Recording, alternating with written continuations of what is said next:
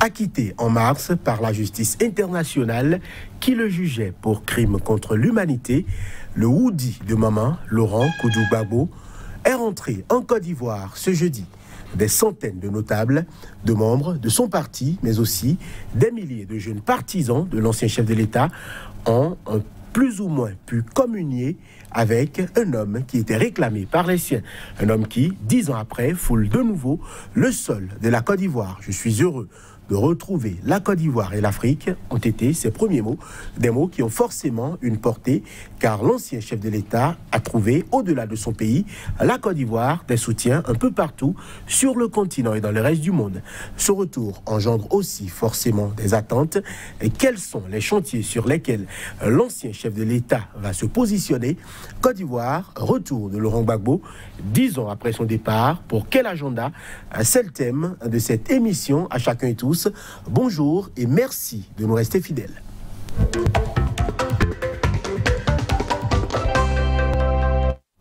Avec nous aujourd'hui pour en parler, je donne le Kossou. Bonjour. Bonjour, monsieur Rami. Grand leader des droits de l'homme, vous êtes panafricaniste, ancien secrétaire général de la CSA Bénin. Face à vous, Emel Guérin, bonjour. Bonjour, Johannes. Vous êtes consultant en communication et gestion de crise également avec nous aujourd'hui. Soulem Namzat, bonjour.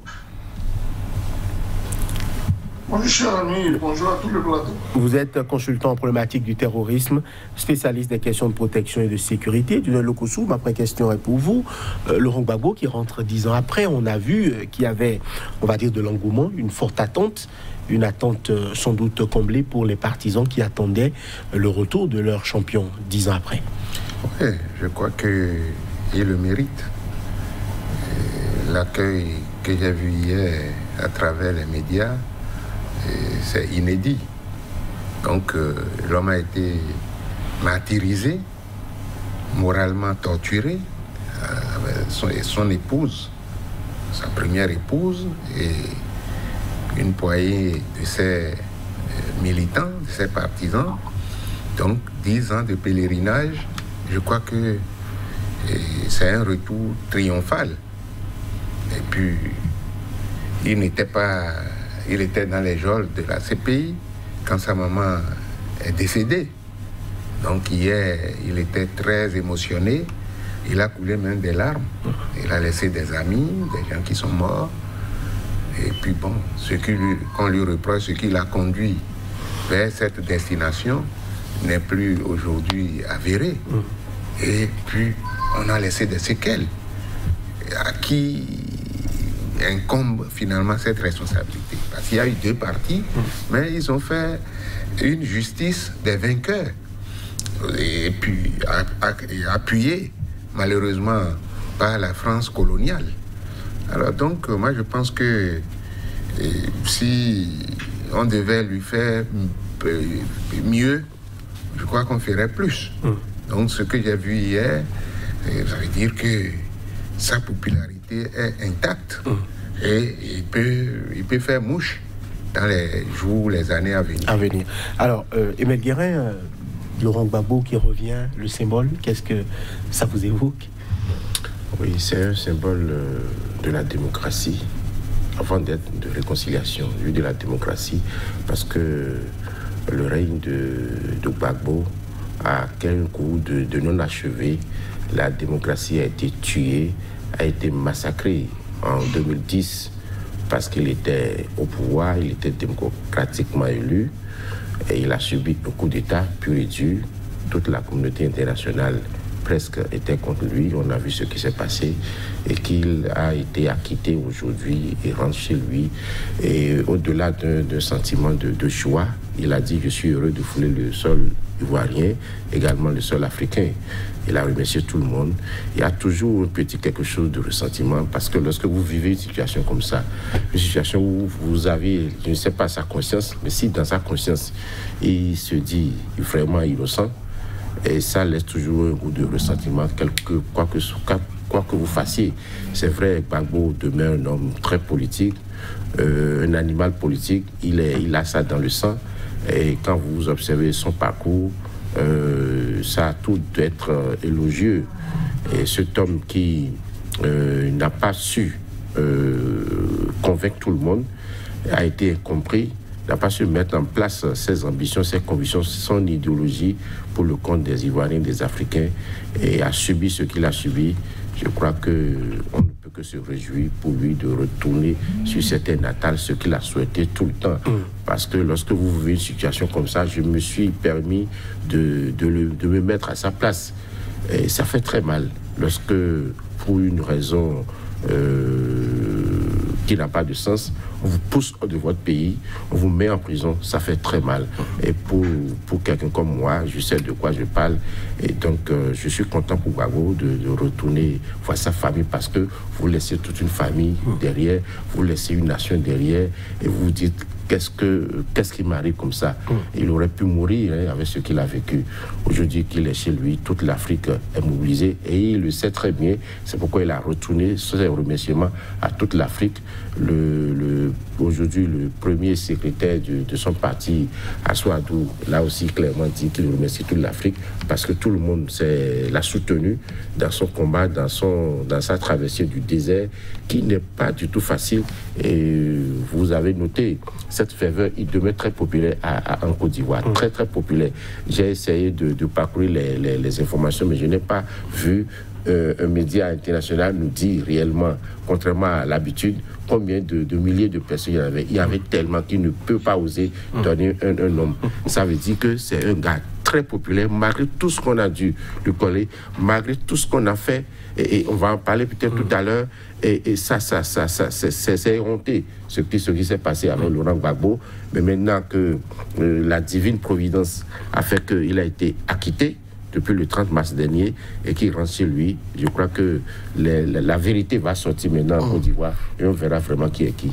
Sur le Lamzat, Laurent Gbagbo de retour en Côte d'Ivoire, un pas de franchi vers la réconciliation nationale, forcément.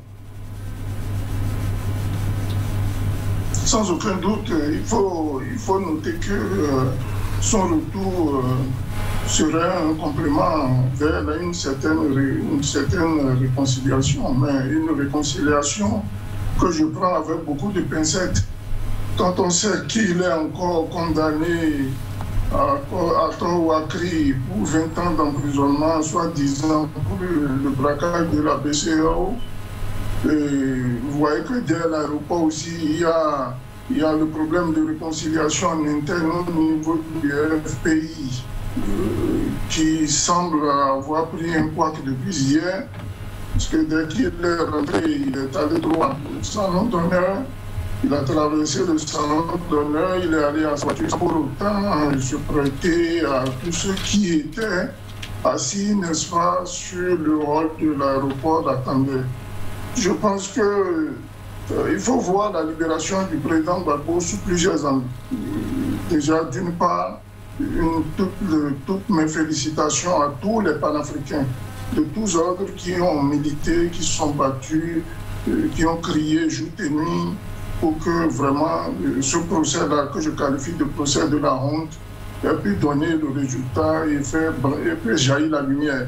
Mais je veux profiter aussi de cette entame de mon émission pour présenter à tous les victimes, n'est-ce pas, de cette crise-là, post-électorale, nos condoléances. Ce n'est pas évident de voir accueillir le président Gbagbo dans cette liesse au-delà du commun que nous avons connu hier, et surtout penser que, bon, d'autres sont en joie et d'autres sont en pleurs.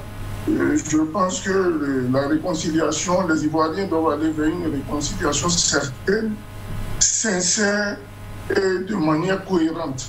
Et je déplore en dernier point l'absence du gouvernement. Un gouvernement qui appelle à une certaine réconciliation et qui ne fait même pas preuve de, n'est-ce pas, de responsabilité.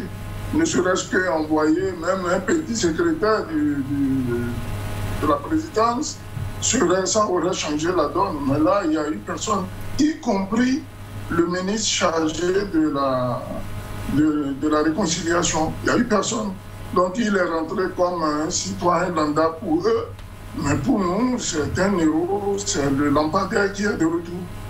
Donc nous prions déjà qu'il se repose beaucoup, parce qu'il en a besoin, qu'il se réadapte, parce il a dû manger de l'autre salade de l'autre côté, qui se met à manger beaucoup plus d'attiqués et de foutu banane pour retrouver sa santé d'avant.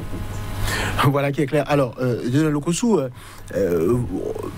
Souleymane Hamzat pointait l'absence de...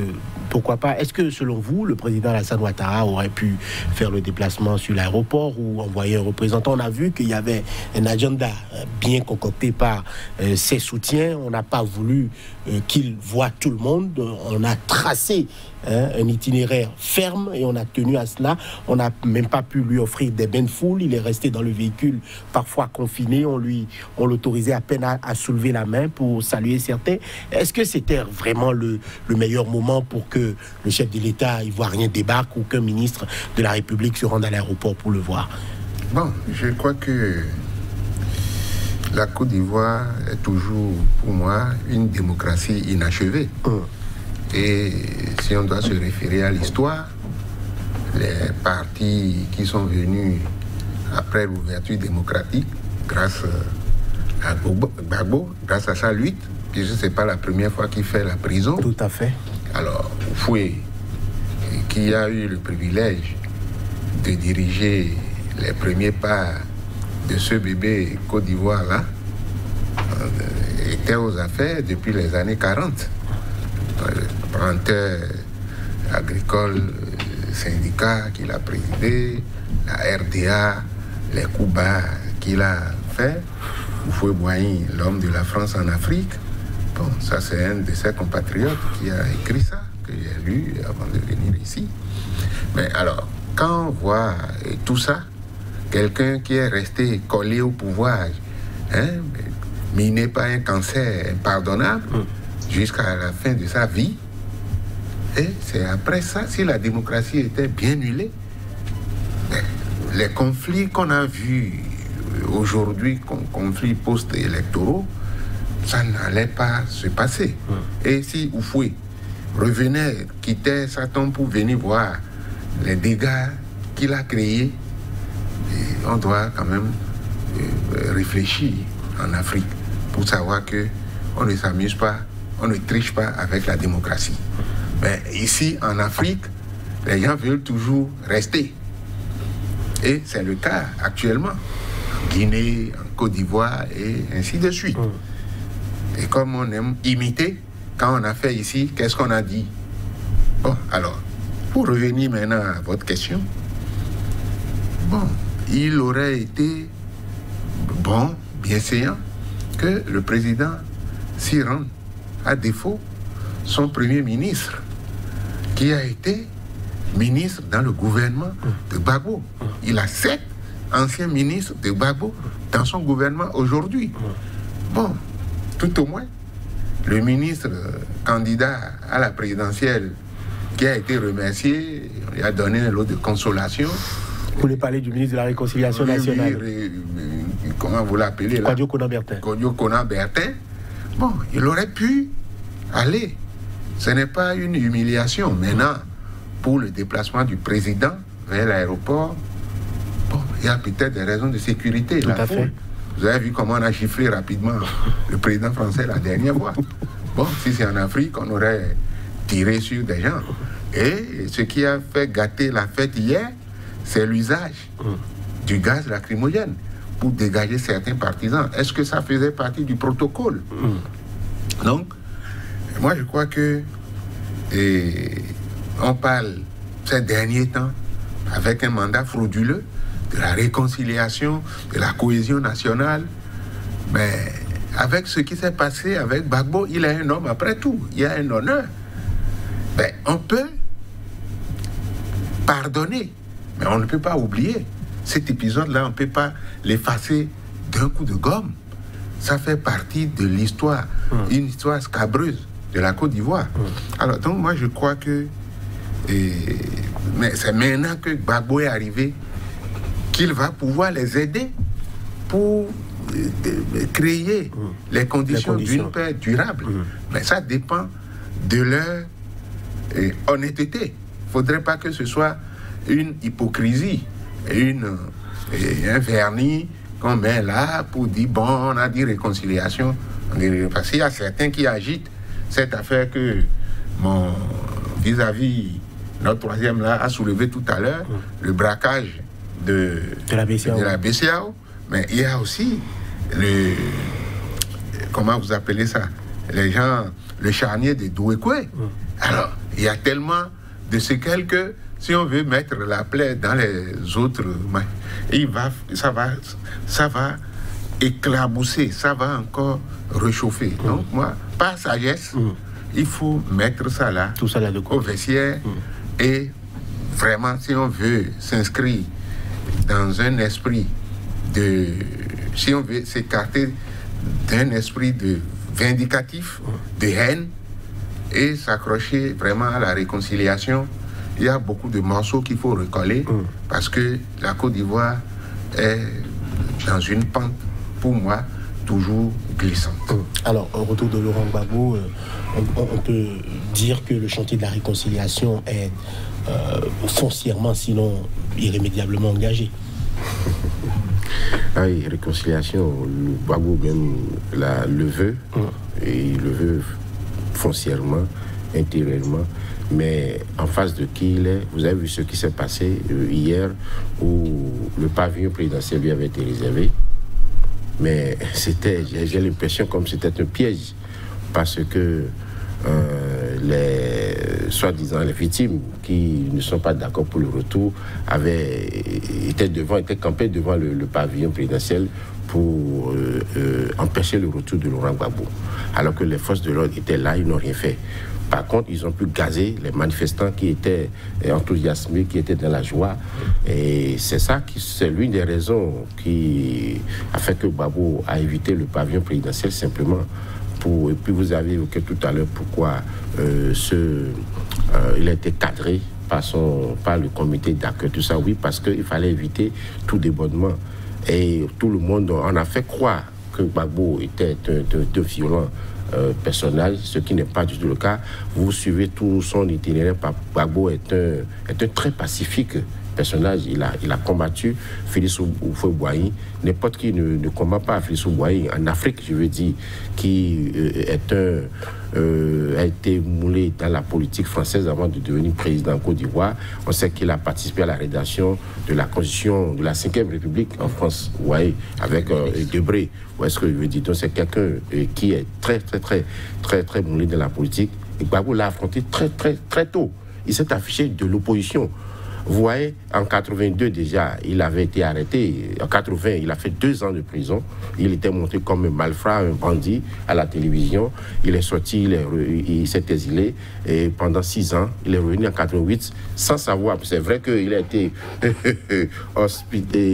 accueilli par les socialistes dont il était membre de l'Internationale socialiste. Ouais, donc il savait dire que les vents tournaient. Et bien qu'il n'était pas amnistié, il était revenu en Côte d'Ivoire en 88. Il n'a jamais engagé une guerre contre Félix Houphouët-Boigny. Et vous voyez, quand il était rentré en 88, vous avez vu la foule qu'il avait accueillie. Lors des élections de 90, vous avez vu la foule qui écoutait, la jeunesse qui écoutait Laurent Gbagbo. Et qu'il vous souvienne qu'en ce moment-là, il avait obtenu 25%. C'est pas n'importe qui peut avoir 25% en 90 lors de la première élection démocratique contre Félix Houphouët-Boigny. Vous voyez, donc c'est quelqu'un qui est très populaire, qui a su construire sa carrière politique jusqu'à aujourd'hui. Il a une conviction, donc il n'est pas en guerre. Et quand il a pris le pouvoir en 2000, tous les processus de paix, de négociation ont été engagés par Laurent Gbagbo. C'est lui qui a pris l'initiative pour discuter. C'est vrai, d'autres diront qu'il n'a pas respecté les accords de Makoussi, mais on l'avait contraint à signer les accords de Makoussi. C'est lui qui allait voir Thabo Mbeki, c'est lui qui allait voir Blaise Compaoré, dont il savait qu'il soutenait la rébellion. Et j'ai suivi même la doxa occidentale, c'est que la rébellion de Rio Soro était des partisans de Alassane Dramane Ouattara. Donc ce qui est passé en Côte d'Ivoire est extraordinaire. C'est-à-dire que lors d'une élection, après l'élection, est-ce que c'est anticonstitutionnel de demander un recomptage des voix? Il eût fallu que les voix fut recompté et puis c'était fini. On dit Gbagbo, tu n'as pas gagné, puis c'est fini. Et c'est l'ONU qui se positionne. Vous avez essayé, moi j'ai essayé d'avoir assez de lire dans un document les rapports de l'UA, qui dit tout autre chose que les rapports de l'ONU. C'est extraordinaire. Il y a eu des fraudes en ce moment au nord. Et la Cour constitutionnelle, tout le monde sait en Afrique que quand la Cour constitutionnelle dit, personne ne dit plus rien. Est-ce uniquement au nord qu'il y a eu des fraudes? Oui. Vous semblez prendre fait de cause pour un canton. Non, pas du tout. Je parle des rapports de l'Union africaine. Je parle en Afrique, rapports. souvent, on sait comment les élections se passent. Je suis d'accord. Laurent Gbagbo n'est pas un saint. Il n'est pas... Les accords. Vous n'avez pas répondu à ma question, Emile Guérin. Oui. Concernant le chantier de la réconciliation, est-ce que le retour de Laurent Gbagbo est un pas important, oui ou non? Oui, je dis, avant la réconciliation, il faut la démocratisation de la Côte d'Ivoire. Donc, ce qui s'est passé même en 2020, vous pensez que ça, c'est une démocratie où on peut tuer, on nous a parlé officiellement de 80 morts. Vous pensez ça, la démocratie a besoin, on peut tuer pour la démocratie, ça pose problème. Donc, il faut que ceux en face de qui ils sont, il a évoqué tout à l'heure pourquoi, Hamzat aussi, le gouvernement, aucun membre du gouvernement n'était à l'aéroport. Vous voulez parler de quelle réconciliation? Ça pose problème, c'est de l'hypocrisie simplement. Vous voulez réconciliation, vous avez même nommé, vous avez un portefeuille gouvernemental de la réconciliation et personne n'est allé l'accueillir à l'aéroport sous prétexte on aurait forcément il est un citoyen simple, mais Gbagbo n'est pas un citoyen simple. Et si le pavillon présidentiel a été offert, ça veut dire que ce n'est pas un citoyen simple. On n'offre pas le pavillon présidentiel à un citoyen simple. Ça veut dire quoi? Il a même dit lors d'une interview récemment, je crois en novembre-octobre dernier, il a dit que lorsque en Afrique quelqu'un vient de la prison, qu'est-ce qu'on fait? On l'accueille d'abord et après on règle les problèmes.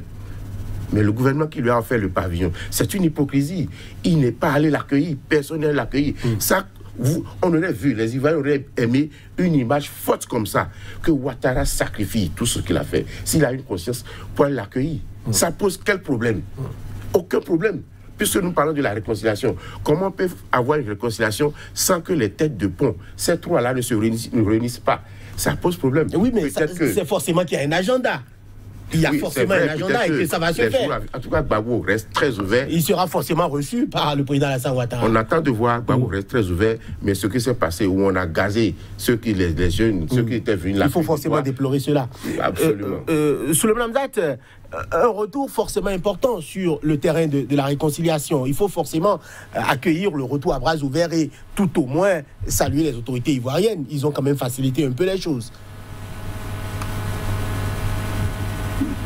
J'irai un peu en besoin si je parle des autorités ivoiriennes qui ont facilité les choses. Parce que il le dit bien, Emile Guérin, que les gens ont été gazés. Et ça n'a pas été fait en catimini.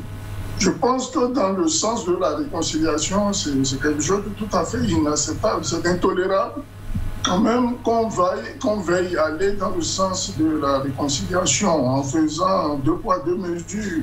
On lui offre le salon d'honneur et à côté, ceux qui sont venus l'accueillir, on les gaze ou on place des partisans, comment on les appelle là, ceux-là qui se font passer pour des victimes, sachant qu'il y a eu des victimes dans les 2 camps. Les victimes du côté de Gbagbo ne se font pas plaindre. Ils devaient normalement aussi se plaindre, mais ils n'ont pas fait dans le cadre, dans un souci d'apaisement, j'allais dire.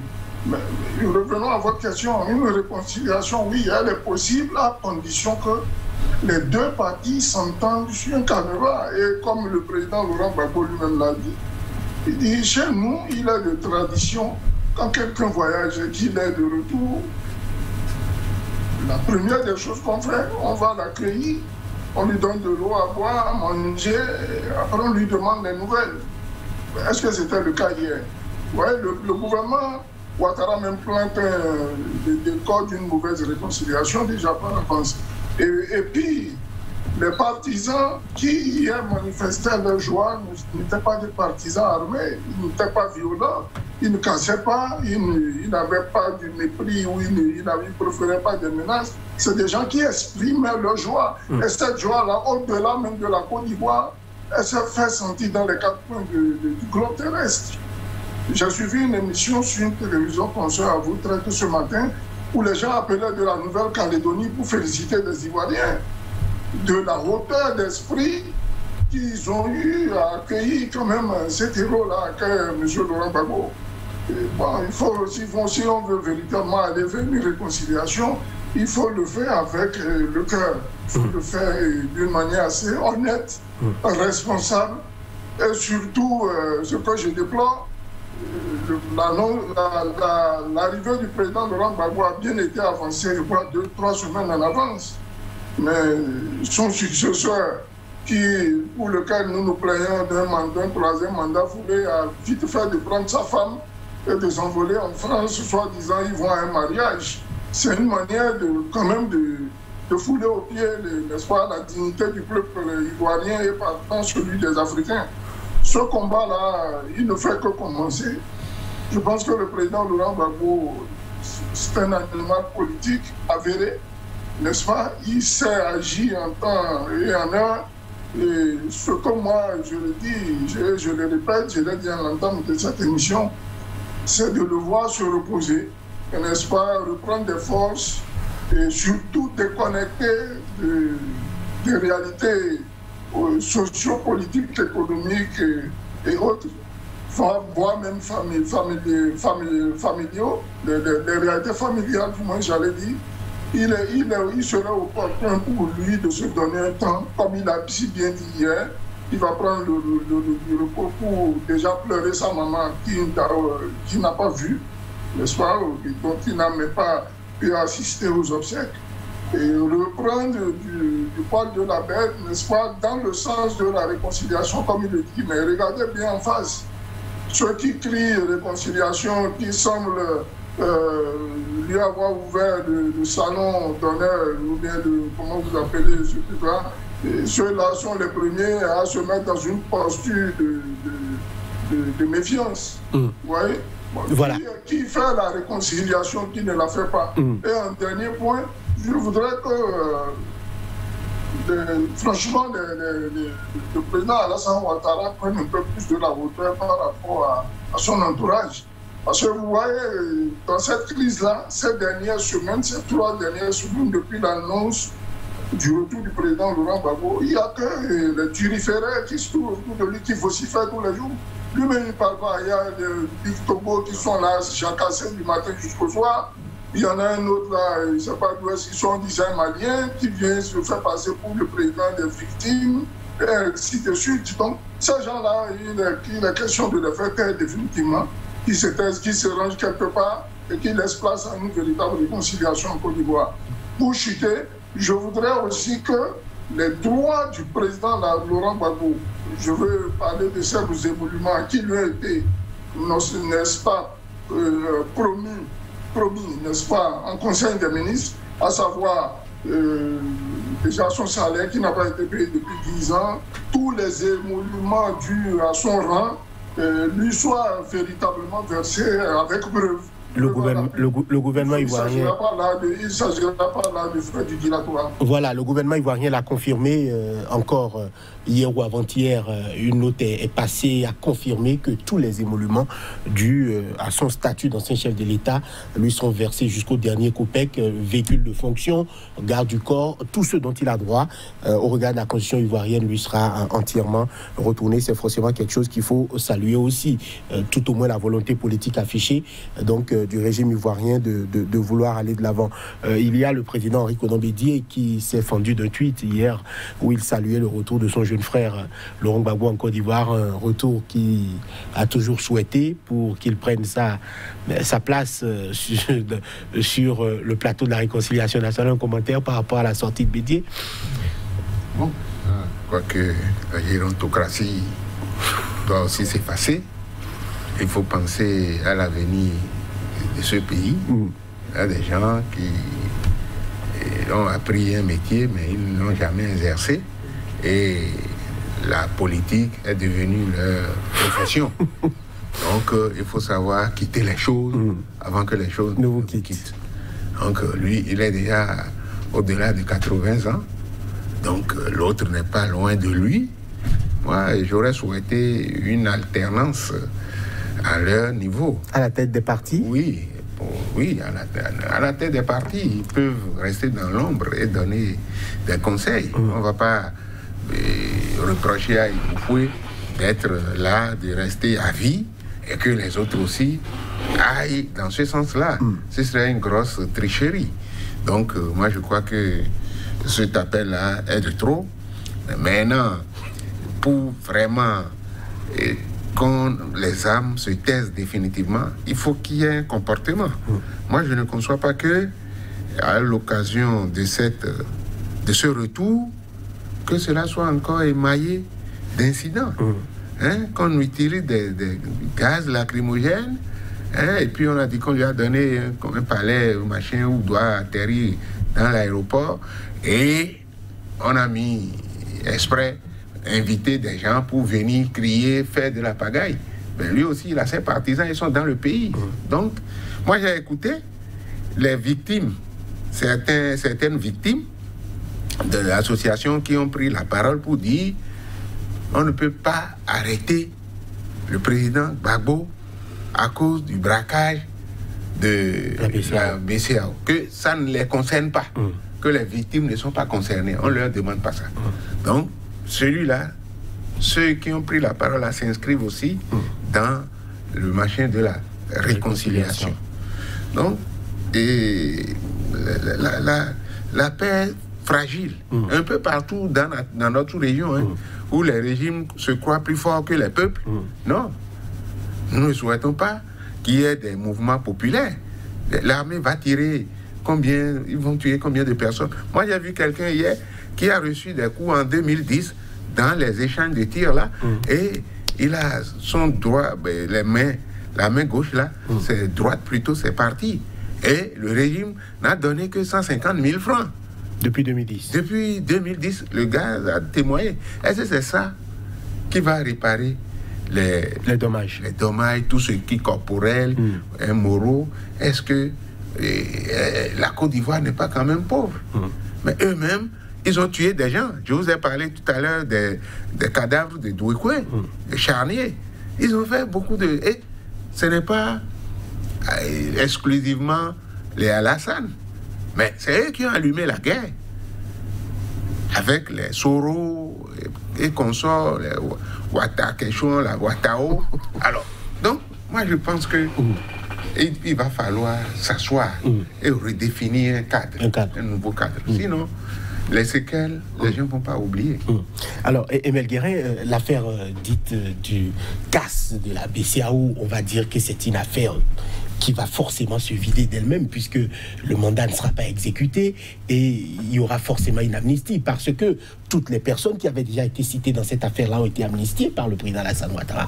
Donc, même celles dites condamnées par la justice ivoirienne n'ont jamais été mises sous mandat de dépôt. Donc c'est une affaire qui forcément ne va pas inquiéter le retour de Laurent Gbagbo. Et si on a pu offrir un pavillon présidentiel pour accueillir le retour de Laurent Gbagbo, ce n'est pas pour lui offrir le chemin de la prison les jours qui suivent. Donc c'est une affaire qui forcément est appelée à mourir de sa propre mort.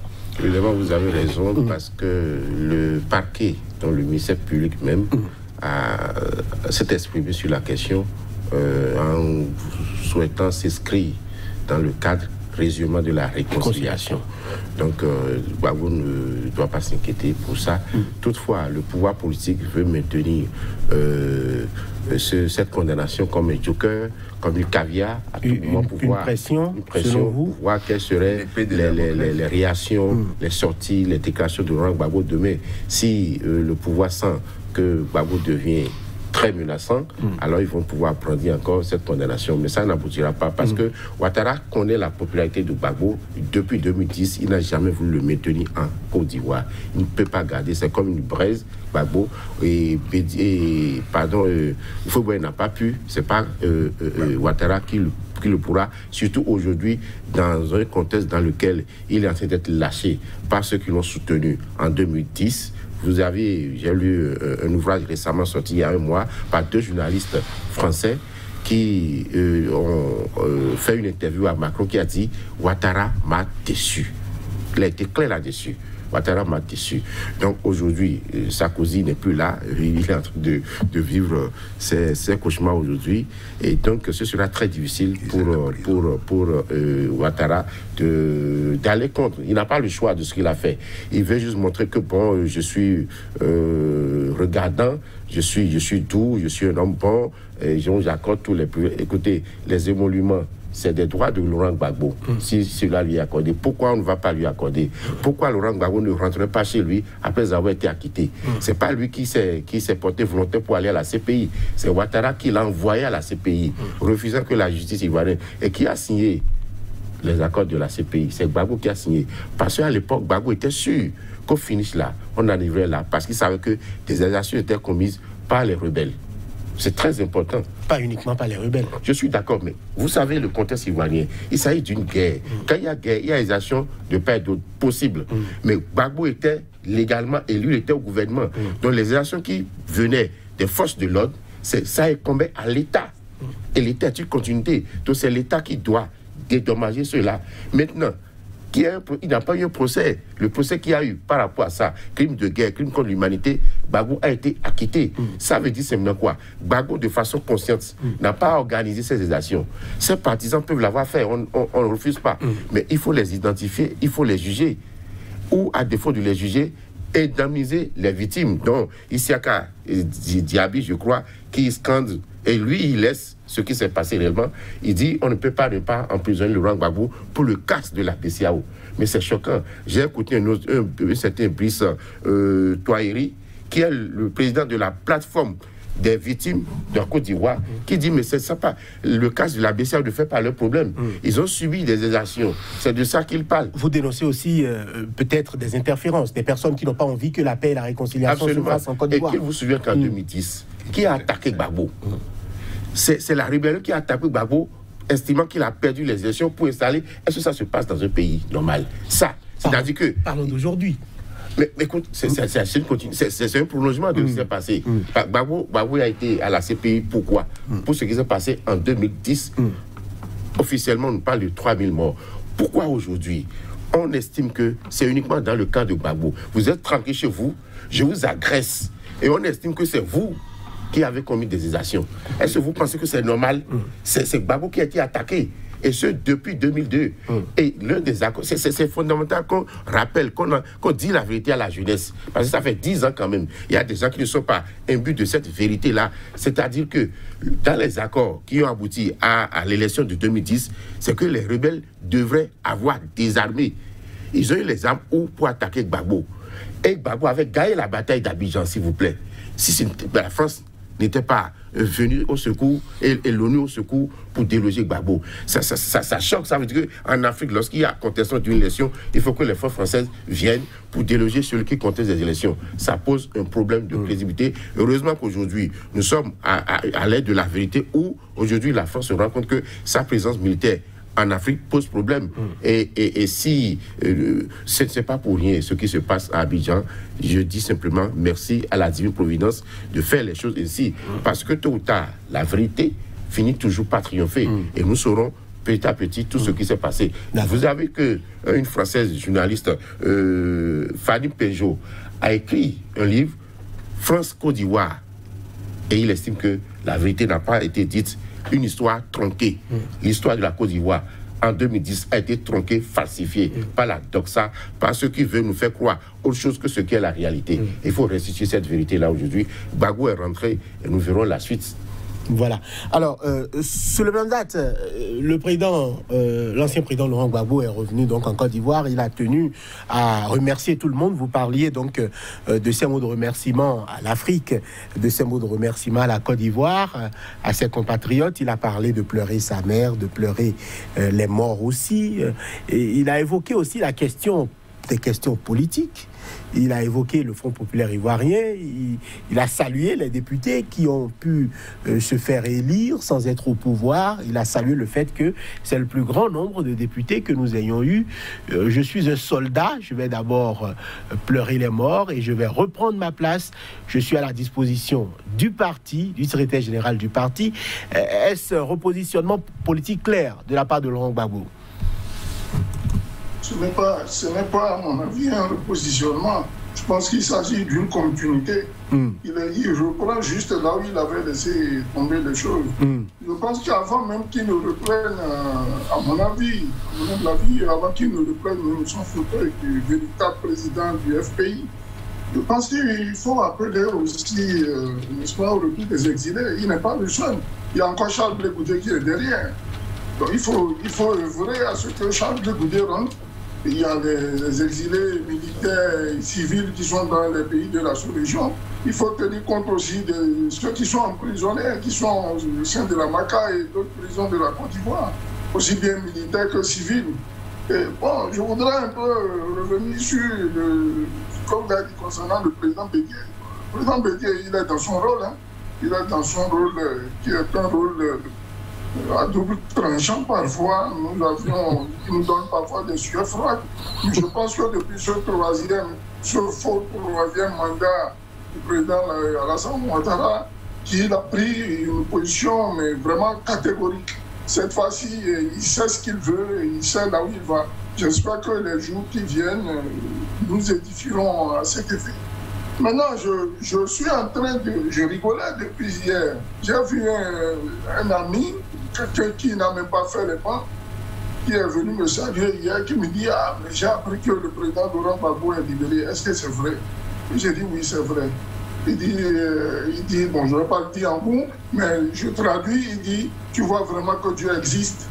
Dieu est vraiment Dieu. » Pendant que lui, il est en train de faire un retour triomphal, celui qui l'a envoyé en complicité avec son chef d'État à la CPI, lui, il est en train de prendre 6 mois de prison de l'autre côté pour faire Big Malion. J'étais mort de rire. C'est vous dire quoi? Les Africains aujourd'hui, pour comprendre le jeu politique, ils n'ont plus besoin d'aller dans les universités. Hein. Ils comprennent, ils lisent, ils écoutent, Internet est là, il y a tout, il n'y a plus rien à cacher aujourd'hui. Donc il va falloir que le président Laurent Gbagbo prenne de la hauteur, n'est-ce pas, par rapport à la réconciliation. C'est un homme de paix, il a toujours dit on ne peut rien faire sans le dialogue, il faut qu'on aille dans le sens du dialogue. Mais ceux qui sont en face et qui crient la réconciliation alors qu'ils posent des actes tous les matins qui ne sont pas des actes que prouvent la réconciiliation, ceux-là, on se pose des questions sur eux. Je ne comprends pas cette condamnation de la PCEAO, par exemple, où le président, le ministre Koné Katina, qui était à l'époque, je crois, ministre des Finances, l'a dit ouvertement. Il dit, mais comment? Il faut payer la dette intérieure. On a un calendrier de dette à honorer vis-à-vis de l'extérieur. Il y a des fonctionnaires à payer, il y a même des malades, je crois c'était Ebola à l'époque, où les gens avaient besoin de sous pour acheter des médicaments dans les hôpitaux, tout ça. Et vous voyez, comme je l'ai toujours décrit, le laxisme de ces institutions sous-régionales, la CEDEAO et l'Union africaine, toutes ces institutions qui sont financées à 73% par l'Union européenne, les États-Unis et la Chine. Vous voyez, ces institutions-là qui viennent à en ajouter. Donc, dans le cas du retour du président Laurent Gbagbo, je pense qu'ils doivent fermer leurs portes à ces institutions-là. On ne les veut pas en Côte d'Ivoire. Et qu'ils s'asseyent autour d'une table véritablement, pas nécessairement en tête à tête ou à Ouattara, Laurent Gbagbo, mais il peut y avoir des commissions sous la coupole du ministre de la Réconciliation et décider d'abord de faire libérer ceux qui sont en prison, de faire revenir ceux qui sont en exil. Et en l'occurrence, le président du Bafori, Guillaume Soro, qui est l'un des acteurs majeurs de cette crise. On ne peut pas faire de réconciliation non plus sans lui. Il ne peut pas y avoir de réconciliation véritable en Côte d'Ivoire, à l'heure où je vous parle, sans Guillaume Soro. Souleymane Mzad. Il n'y a pas qu'il a un électorat. Oui.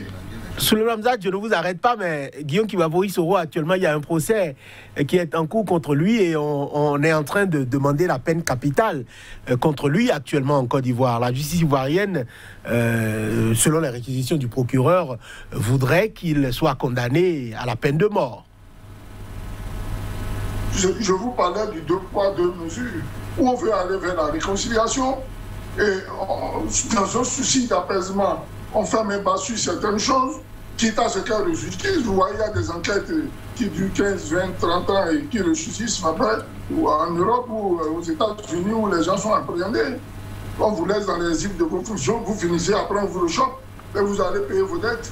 On pouvait le faire dans ce cadre-là. Moi, dans mon cas, je prends mon cas personnel, dans le cadre de la loi d'amnistie 90-028 portant amnistie des faits commis entre le 1er juin 90 et le 4 avril 96, nous avions été amnistiés, nous. Mais, il y en avait parmi nous qui avaient commis des exactions, mais ils ont fini par payer. Ils étaient en fonction, on les a laissés partir et ils ont commencé par payer. Cette loi d'amnistie est venue les mettre dehors. Donc on ne peut pas attaquer tout le monde et à la fois. Et mieux, comme l'a dit mon co-débatteur Maître Guérin, c'est une justice de vainqueurs. On va dans l'autre sens, on attaque là-bas et puis nous, comme nous on est au pouvoir, on est inattaquable. Mais attention, pour chuter, le procureur, la procureure de la CPI, Mme Bensouda, a dit que ce n'était pas un aveu d'échec en ce qui la concernait. S'il n'y a pas eu condamnation dans un camp, elle se donne l'autorisation maintenant d'aller enquêter dans l'autre camp. Et les enquêtes sont en cours, elle dit même des enquêtes très poussées, ce qui a poussé rapidement le régime à reprendre Wourémi, comment il s'appelle, celui qui vient d'être condamné à perpétuité.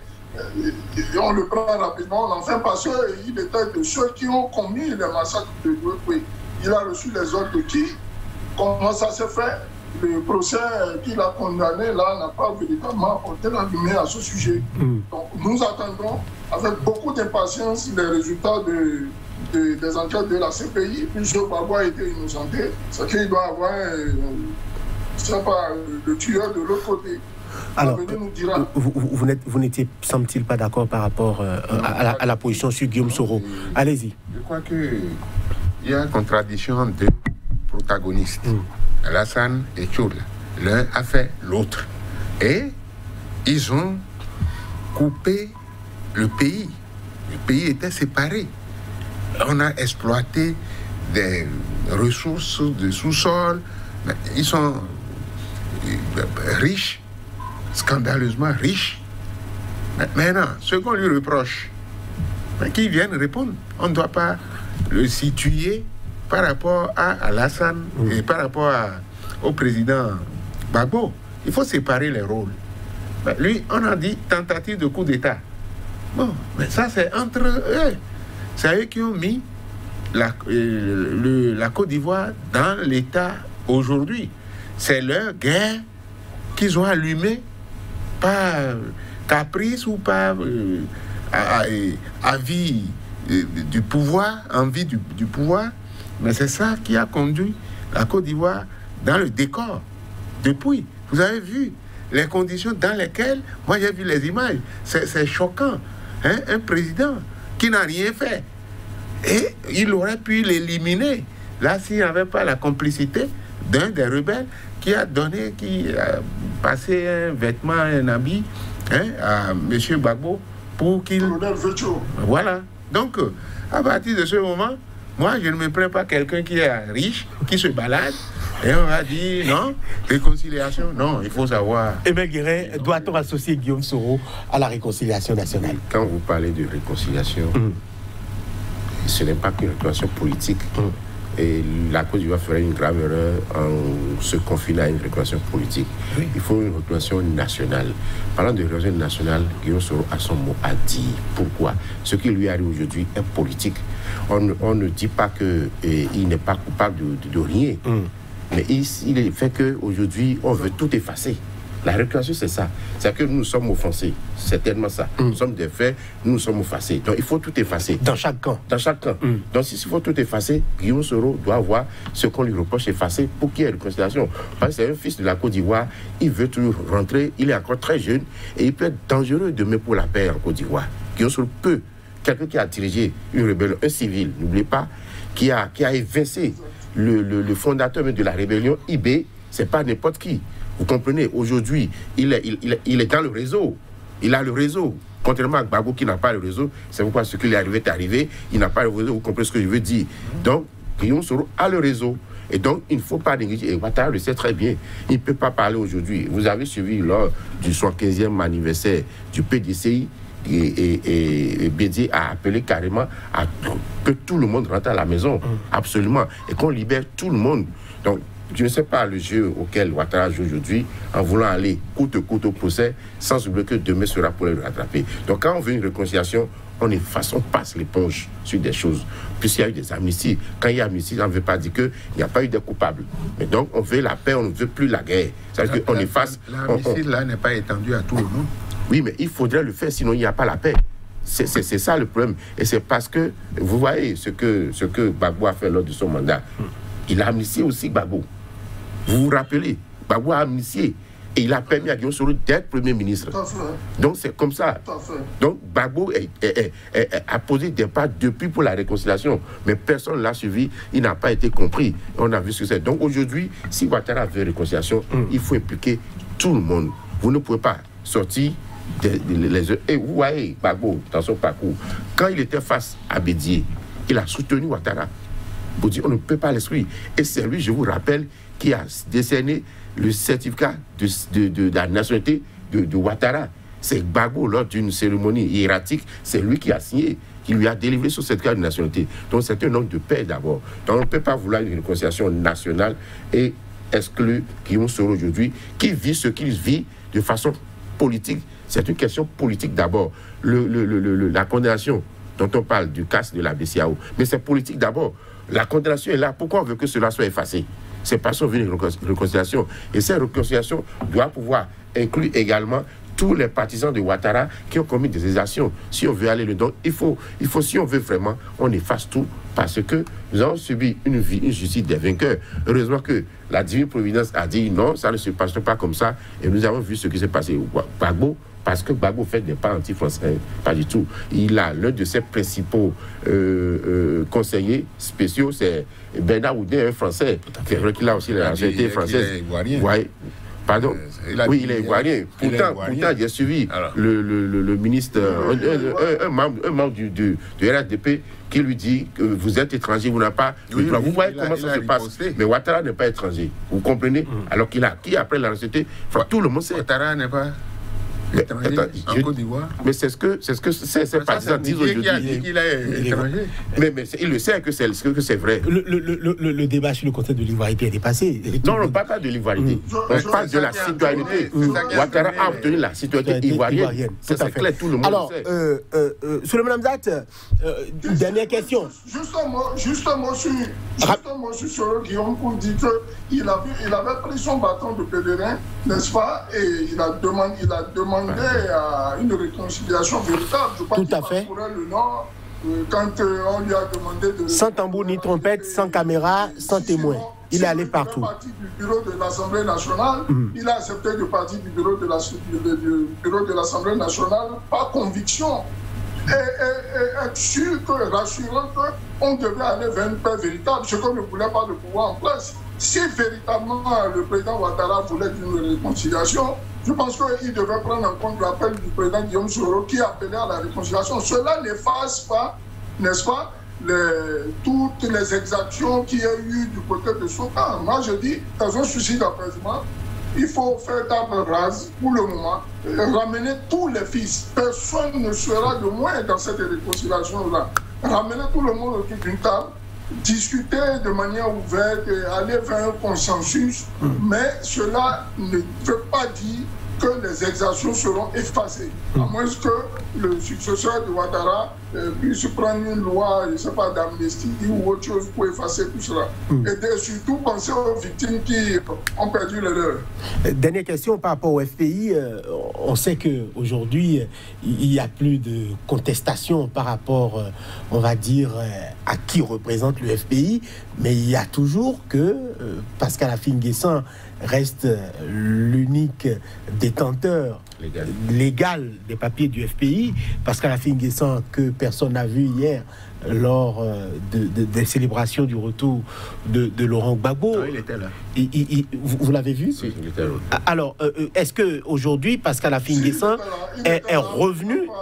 Est-ce que Pascal Affi-N'Guessan est revenu dans la famille FPI pour toujours? Est-ce que les dissensions au FPI aujourd'hui sont... Vous savez que les politiciens sont toujours dans des coups bas. Bon, son patron était en prison, parti, l'ennemi qu'ils ont combattu ensemble, là, envoyé là-bas, et puis lui, il passe derrière pour nouer des relations avec le pouvoir. Il est devenu un affidé du pouvoir, et puis on lui a fait un papier pour dire que c'est lui qui est officiel. Mais il a fait aussi la prison. Il ne faut pas oublier que Affi-N'Guessan aussi a beaucoup enduré dans ce combat-là. La femme de Gbagbo aurait pu dire aussi, parce qu'elle faisait partie des têtes pensantes du show là, puis dit, bon, moi aussi, voilà, il y aura plusieurs ailes. Mais maintenant, il faut aussi réconciliation dans réconciliation, il faut qu'ils se retrouvent pour qu'on sache qui est le patron. Il ne peut pas avoir plusieurs capitaines dans un bateau. Alors, dans un bateau. Alors, bon, encore que, ici maintenant, on a du plaisir. Un citoyen peut avoir deux partis et c'est pas normal. C'est anticonstitutionnel même. Voilà, le docteur Assoadou est le secrétaire général qui a pris la parole durant tout le processus. On sait que Pascal Affi-N'Guessan a encore les récépissés du parti. On fait quoi? Oui, depuis 2020, vous suivez les déclarations de Affi-N'Guessan, il a tout dit. Dès que Gbagbo rentre, il lui remet le FPI. Il a dit, il est très clair, il était à l'aéroport de hier, il devait être exclu. Gbagbo a dit ceci très fondamental. Il se rend compte aujourd'hui qu'il a commis des erreurs. Au fait, quelle était la dissension? Gbagbo voulait simplement que le FPI ne participe pas aux élections, différentes élections, après ce qui lui est arrivé. Mais lui, il a estimé qu'il fallait participer. Il n'a rien obtenu. Et Gbagbo, dans sa déclaration, a dit... Il a au moins pu se faire élire en tant que député. C'est quelque chose. Gbagbo a dit hier, Gbagbo a dit que c'est le score le plus élevé que le FPI a fait quand il n'est pas au pouvoir. C'est important. Mais le véritable problème du FPI aujourd'hui, ce n'est pas Affi-N'Guessan, c'est Simon Gbagbo. Il faut composer avec Simon Gbagbo parce qu'il représente une grande frange chrétienne, catholique aujourd'hui à Abidjan. Et si jamais... Et visiblement, hier, on a eu l'impression que Laurent Gbagbo ne voulait pas... Mais non, il a discuté, il a échangé rapidement avec elle, il a embrassé avec sa fille aussi rapidement, et puis le parti. Donc, Simon Gbagbo demeure une figure emblématique du FPI aujourd'hui. Avec qui il faut composer.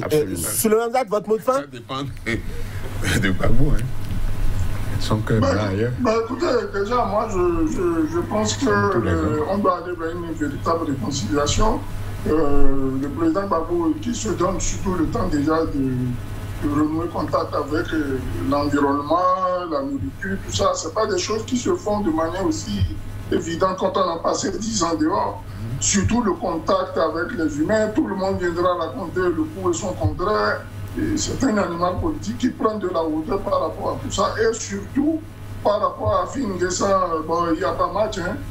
La réelle politico-sociale vient de nous démontrer hier par la rue qui est le véritable président du FPI. Il n'y a pas match. Donc, sur ce plan-là, allons vers une véritable réconciliation, permettant déjà que le pouvoir en place prenne des dispositions pour libérer ceux qui sont en prison, qu'on organise le retour du ministre Charles Blé Goudé et celui de Soro Guillaume, et que véritablement la Côte d'Ivoire reprenne son envol. Et c'est un appel qu'on partage avec vous, que tout le monde soit associé à la réconciliation. L'appel à stabilité pour la Côte d'Ivoire, c'est le vœu de tout le monde. Tout effacer, remettre tout à plat et prendre puis il faut débloquer les comptes. Il faut débloquer les comptes. Non, c'est certain. C'est certain. C'est presque fait. Il n'y a pas d'inquiétude par rapport à cela. L'essentiel, c'est la réconciliation. Il faut faire table rase. De tout. Ramener tout le monde à la maison et prendre un nouveau départ, se mettre dans une posture de respecter les institutions désormais. Voilà. Et puis la Côte d'Ivoire se serait. Et surtout, les victimes, il faut les indemniser, les victimes. Ce que dit le doyen Lokossou est très important par rapport à débloquer les comptes. Débloquer les comptes, oui. Mais si c'est fait. Voilà. Si c'est presque fait. Qui vient mettre hors d'état de lui tous les comptes qui ont plus de 10 ans. C'est fait. Soyez rassurés. Sous le mandat, en tout cas, les autorités ivoiriennes ont pris pris des engagements qu'ils sont obligés de tenir, on va le dire. Et si vous êtes sous le Madame Zat, consultant en problématique du terrorisme, c'est ça des questions de protection et de sécurité. Sur le plateau, il y avait Emel Guérin, consultant en communication et gestion de crise. Face à lui, Dieudonné Lokossou, panafricaniste, ancien secrétaire général de la CSA Bénin. Merci de nous avoir suivis. À bientôt pour notre numéro de Angle de Vue.